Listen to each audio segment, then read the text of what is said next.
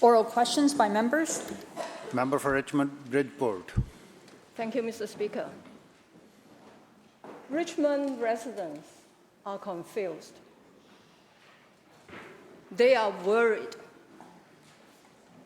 This letter from the city says, I quote, "The court has declared Aboriginal title to your property, which may compromise the status and validity of your ownership."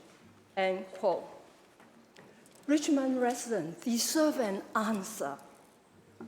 Will this Premier defend their right to the home they own? Attorney General. Thank you, Mr. Speaker. This province was the first out of the gate to say that we were appealing the decision, the Cowan decision. This is precisely because of what the member raised, which is we are going to defend the rights of property owners in that area.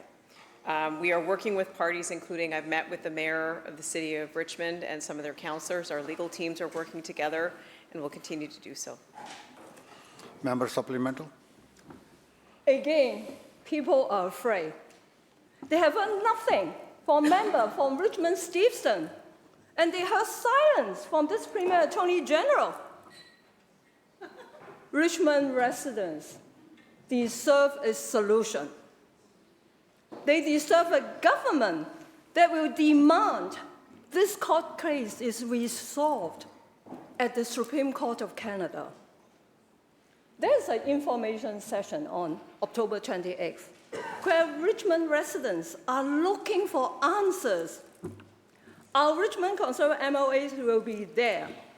Will this Premier and the NDP MLA for Richmond Steveston, will they also attend the meeting?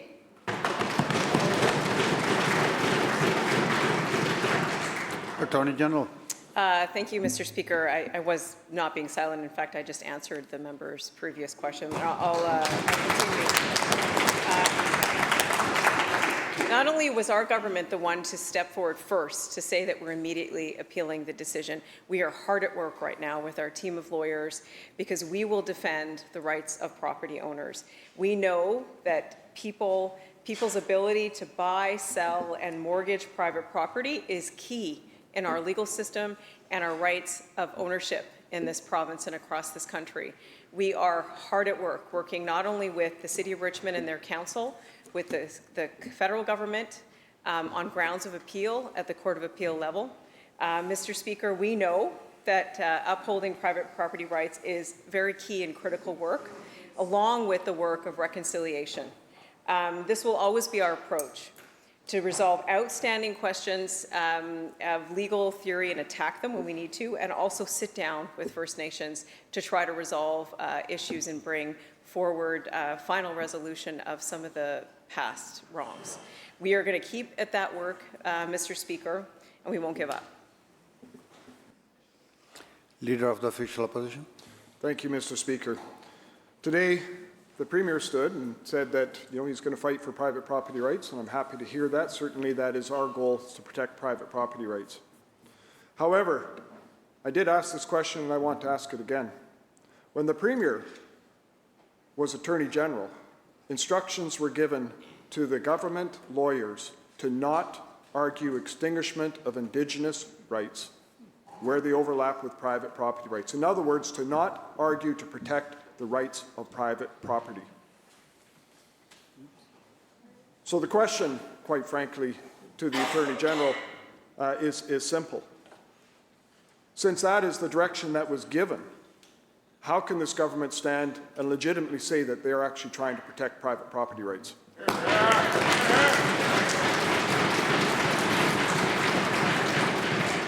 Attorney General. It's simply not true what the Leader of the Opposition has said.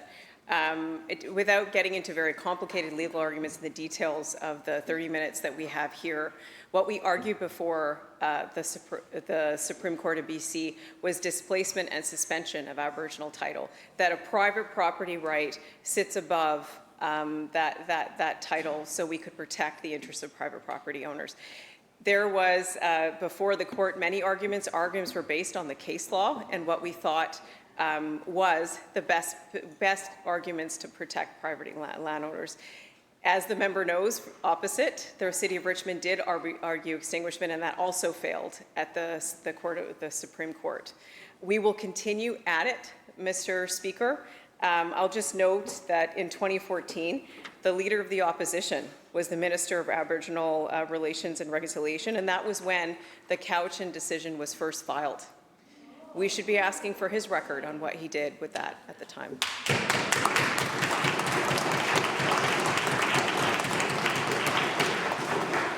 Leader of the Official Opposition, supplemental.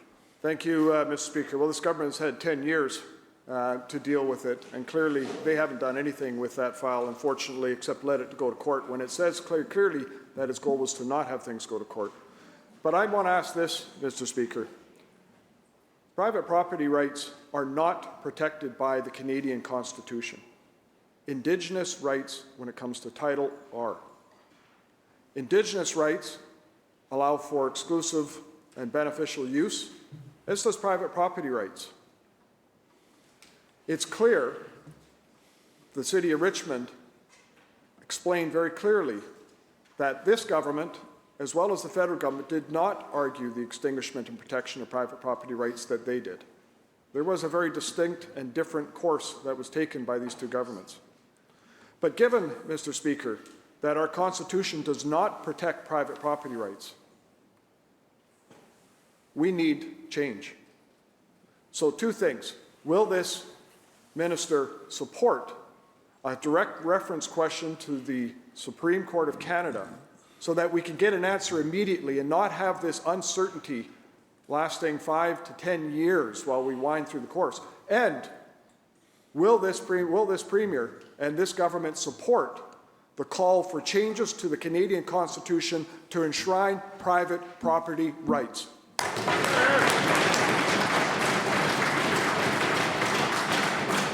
Attorney General. Thank you, Mr. Speaker. I'll start by addressing the first question from the member of the opposition. The proposal that's put on the table to have a reference at the Supreme Court of Canada, just to be clear what that would do, it would not consider the actual facts of the case that's right now what we will put before the Court of Appeal. It's not clear that it would address the legal issues that arose out of the Supreme Court of BC decision that we see would be multiple grounds of appeal. And the Supreme Court would only issue an opinion which would not be strictly binding and would not immediately overturn the trial court's decision. So we disagree with the member's suggestion that would bring any level of certainty, and we'll continue on the path of challenging it with all the tools that we have. Thank you. Leader of the third party. Thank you, Mr. Speaker. Our license plates say beautiful British Columbia, not barren British Columbia. Our natural heritage and biodiversity is one of our main economic drivers, and it's why we attract over $20 billion in tourism spending annually. The Peace River watershed alone provides up to $8.6 billion in economic value every year, and the Lower Mainland's aquatic systems provide $30 to $60 billion annually. That, Mr. Speaker, is real wealth. Yet there seems to be a narrative in this House that protecting nature means stifling economic progress. The truth is the opposite, and if there's a single reason for the existence of this third party, it's to realize that paradigm shift. This government released the draft Biodiversity and Ecosystem Health Framework in 2023, but since then, nothing. It isn't in the minister's mandate letter, nor in the 2025 service plan. Mr. Speaker, our caucus theme for this week is reliability and predictability, and it applies to the natural environment as much as it does to business, and nonprofits, and particularly the forest industry. My question is for the Minister of Land, Water, Land and Resource Stewardship. When will this government finalize the Biodiversity and Ecosystem Health Framework and back up its promises with real legislation? Minister of Water and Land.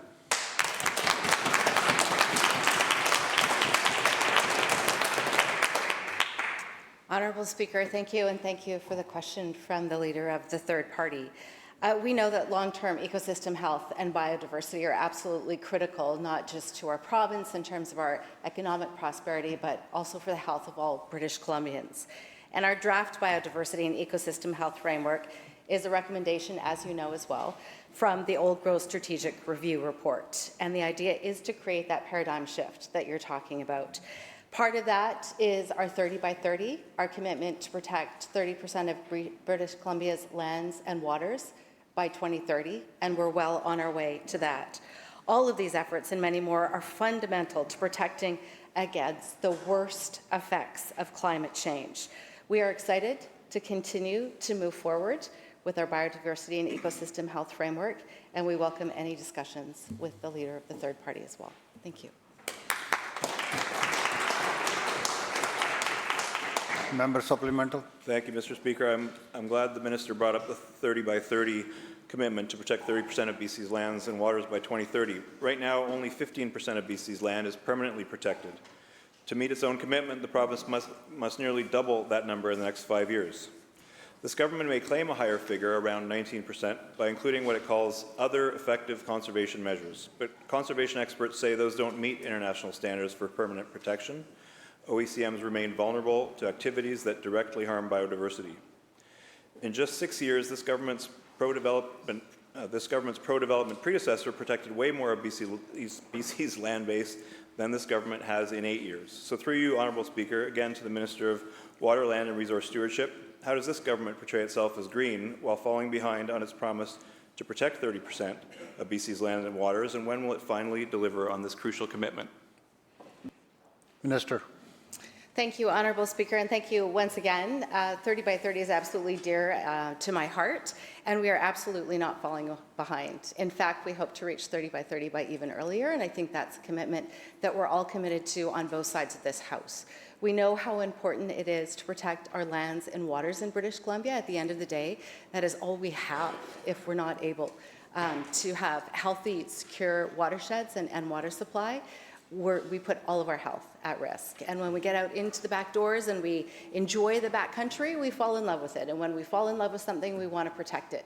So this should be a nonpartisan issue. This should be something that we all work towards together, because it's incredibly important, not just for the health of British Columbians, but for the future of all of us. Thanks. Leader of the fourth party. Thank you, Mr. Speaker.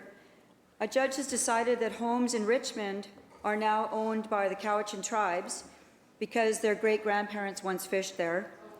That is Aboriginal title. Member, please continue. There are 200 more bands in BC with their own Aboriginal title claims. Judges have the legal authority to give away every square inch of this province, including your home, as long as Aboriginal title remains in our Constitution. Mr. Speaker, property rights are the foundation of Western civilization. Aboriginal title is an existential threat to that civilization. My question is for the Premier. Will he support constitutional reform to legally extinguish Aboriginal title? Attorney General. Mr. Speaker, we take a different view than the member on many things, including this one.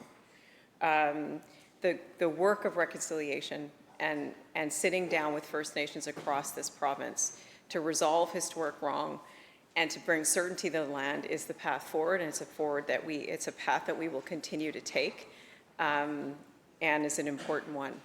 And I've already talked quite extensively about our approach in this legal matter that we'll continue to take to uphold private property rights, and we will continue to work with First Nations to bring agreements and certainty to the land. Thank you. Member supplemental. Thank you, Mr. Speaker. It's no secret that the Premier supports Aboriginal title. So does the leader of the so-called official opposition. They both support UNDRIP and its never-ending giveaways. Recently, we learned that in 2021, BC's Freedom of Information law was amended to block public disclosure of any documents related to Indigenous rights. Now, the Premier wants local governments to meet secretly with Aboriginal groups as well. Mr. Speaker, if the Premier is so proud of giving away public land, money and power, then why is he passing laws to keep it all being done in secret? Shameful. Government House Leader. Thank you, Honourable Speaker. I'd remind the member when it comes to this House that asking questions around legislation that is on the floor of the House to be debated and questioned during the committee stage of the bill is inappropriate, and her questions, she can ask them during the appropriate stage when that legislation is being discussed in the House. Member for Kamloops Centre. Thank you, Mr. Speaker. Well, the unfortunate resignation of 7 OB-GYNs, the whole department, in Kamloops should not have come as a shock to this government or to this minister, given that for the last several years, they have been trying to get changes and agreements negotiated with this government, both around OB-GYN services, the TRFO, and midwifery clinics in Kamloops.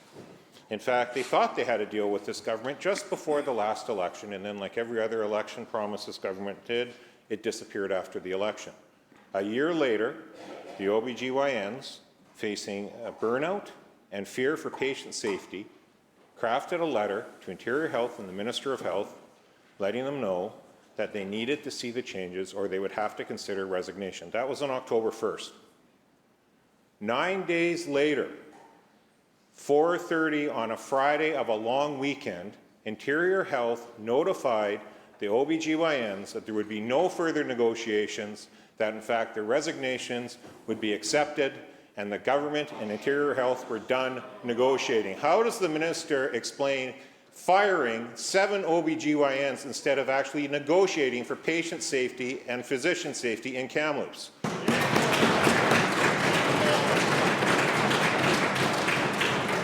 Minister of Health.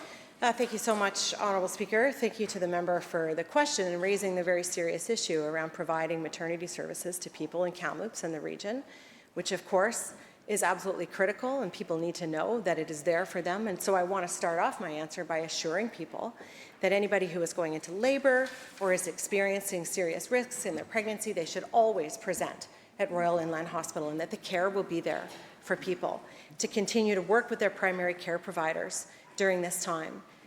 The OB-GYNs have been negotiating with Interior Health, and that work continues. Interior Health has made it very clear that they are willing to sit down and talk with, and they are talking with and have been for months, as the member indicates, on this.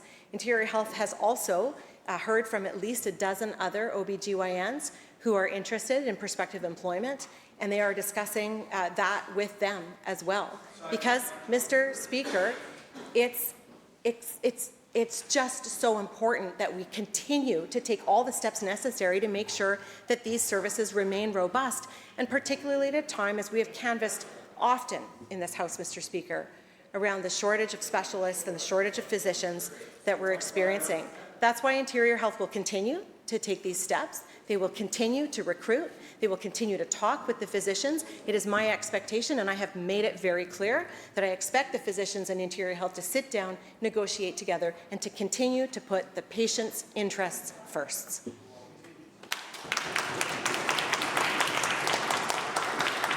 Member supplemental. Thank you, Mr. Speaker. Well, that answer simply doesn't hold up. The reality is they've been begging for 2 other OB-GYNs to be recruited into Kamloops over the last couple of years, and they haven't been able to fill those spots. Yet now the minister wants us to believe they're going to magically find 7 to replace the 7 they just fired because they didn't want to keep negotiating. The 12 the minister mentions are not credentialed in Canada, would take years of shadowing before they would actually be up to steam, because they actually applied previously and were deemed to be not acceptable to fit into the OB-GYN services within Kamloops already. There's a very simple way. The minister keeps saying they're negotiating. Interior Health has told the doctors the negotiations are over, done. The ministry and Interior Health are done with this. Will the minister table, present, unredacted, the email that Interior Health sent on October 10th, which was before the final letter of resignation from these doctors that everyone is talking about? Will she table and present to this House that document, that email, that 4:30 on the Friday of the long weekend, that said negotiations were over, the ministry and Interior Health were done, and thank you very much for your services, OB-GYNs, but we're done with you?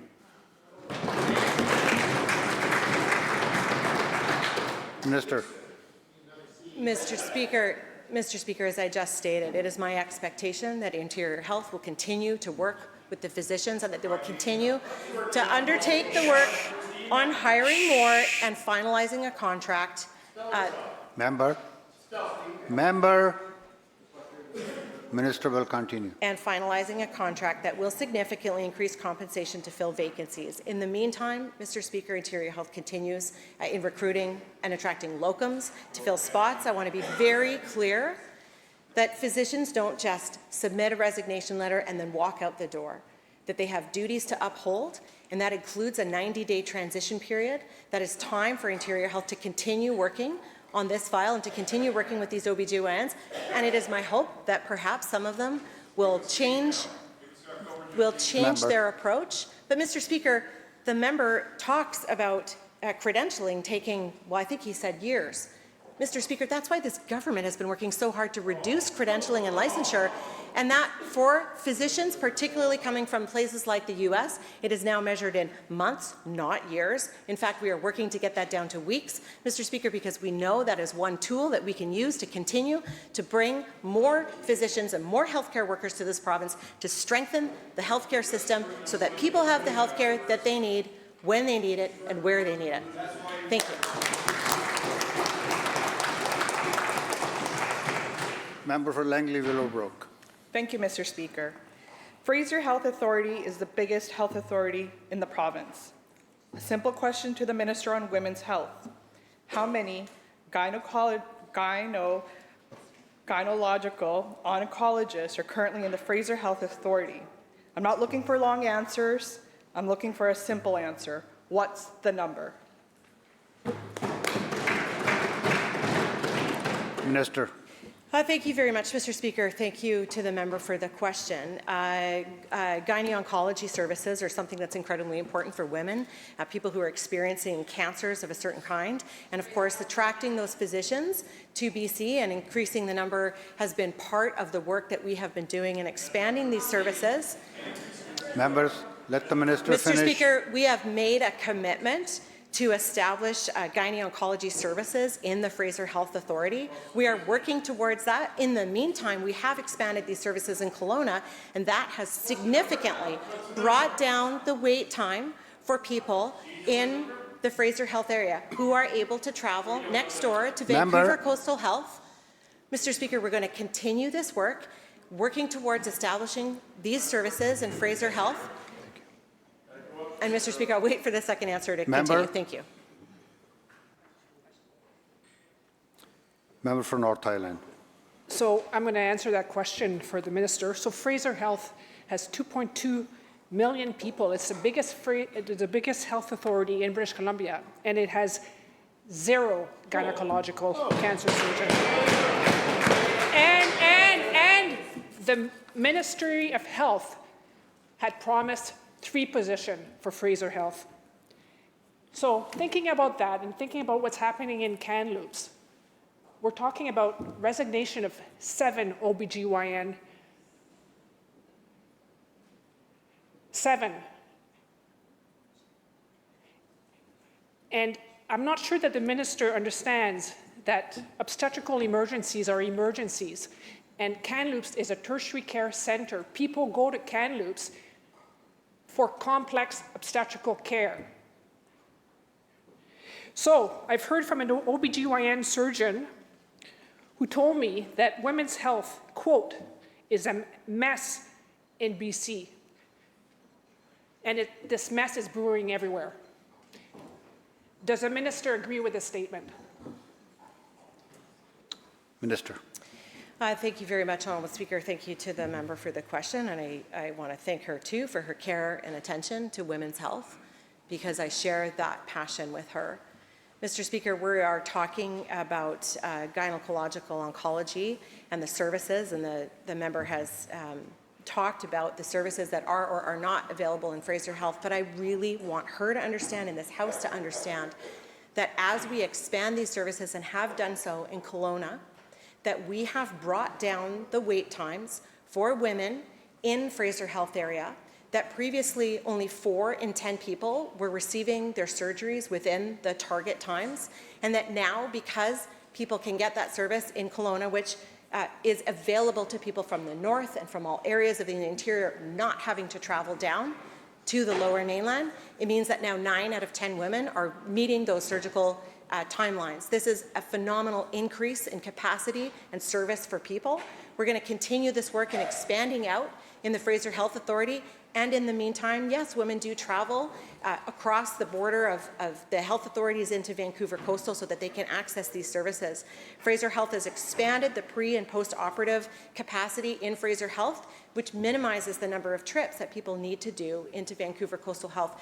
Mr. Speaker, this government is deeply committed to women's health. We have taken extraordinary steps in past year, including the introduction of free contraception, for example. We will continue to support reproductive health and the rights of women, not, Mr. Speaker, not as all members of this House will. And I have to emphasize, it is so deeply important that we continue to do this work, and it will not stop. Thank you.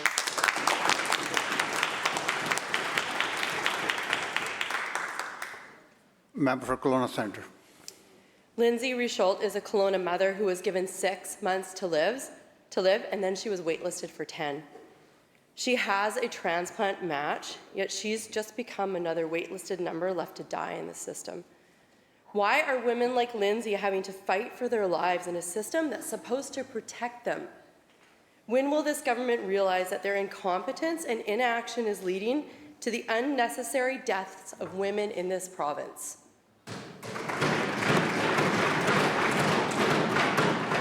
Minister of Health. Thank you so much, Mr. Speaker, and thank you to the member for bringing up a particular case. I think the member understands that I cannot stand here and speak to individual cases, but I would welcome her, as many members of the opposition have done, to approach me directly, to come to my office about specific casework so that I can work with them to do everything I can to support their constituents.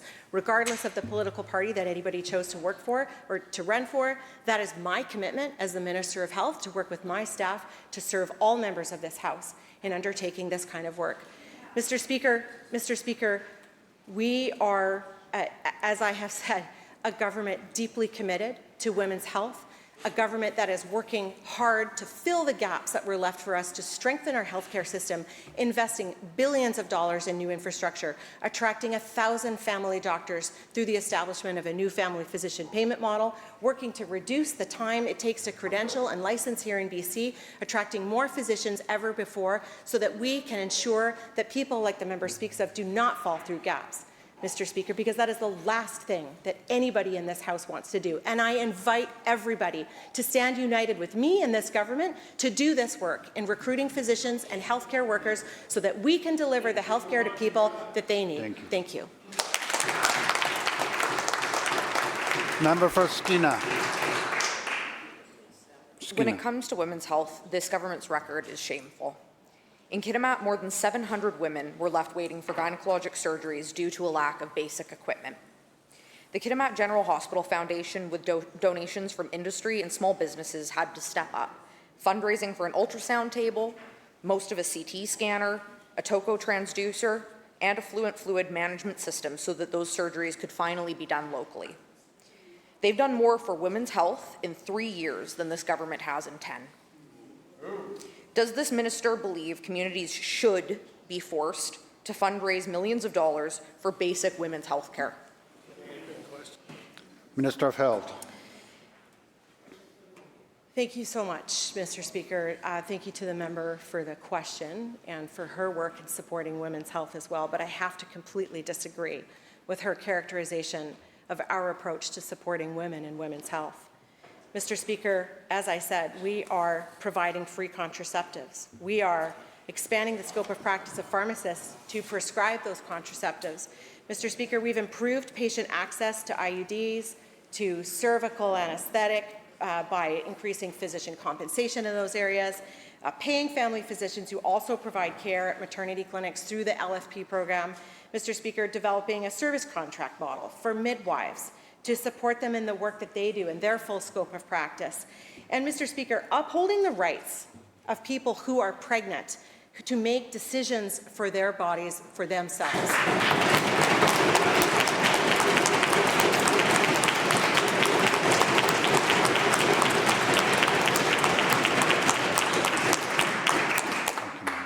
Starting next spring, we will, with support from the federal government, be providing free public coverage for hormone replacement therapy, Mr. Speaker.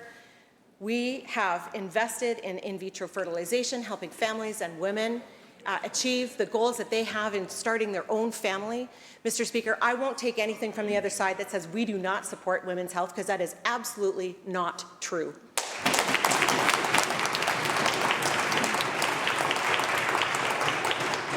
House Leader of the Official Opposition. I hate to bring a different light to how we understand success when it comes to women's health in this province. In one of the most critical times of a woman's life, bringing a new child into the world, this government has thrust them into an uphill battle just to access care. When women do not feel safe, either walking in the streets or laying in a hospital bed, and they are surrounded by chaos, how can we accept the answers given by this government today that they care about women and women's health? We've heard story after story, and the suffering is only compounded by the ERs that are closed, by the pediatric wards that are shut down, and the OB-GYN teams that are driven out. This minister talks about crossing boundaries of health authorities, but we know that many people who want to receive care in a timely manner actually have to cross to the States and pay out of pocket. So my question is very simple. And in terms of commitments actually don't save lives. Doctors and nurses do.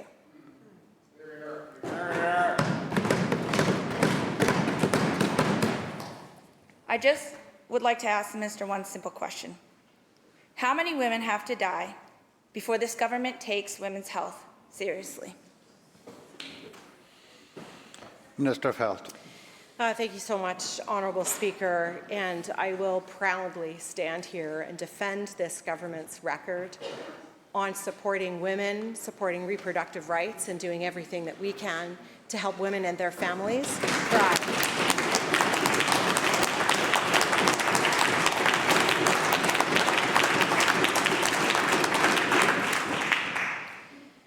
Mr. Speaker, the member talks about people crossing borders and crossing into the U.S. to pay out of pocket. Well, Mr. Speaker, I think often about what life would be like if they were on this side of the House, and I can tell you, people would be paying out of pocket because they would bring in two-tier... Members, come to order. Because they would be bringing in two-tier health care, enabling people with the money to get to the front of the line, whereas this government will stand for fair, equal access to universal health care every single day.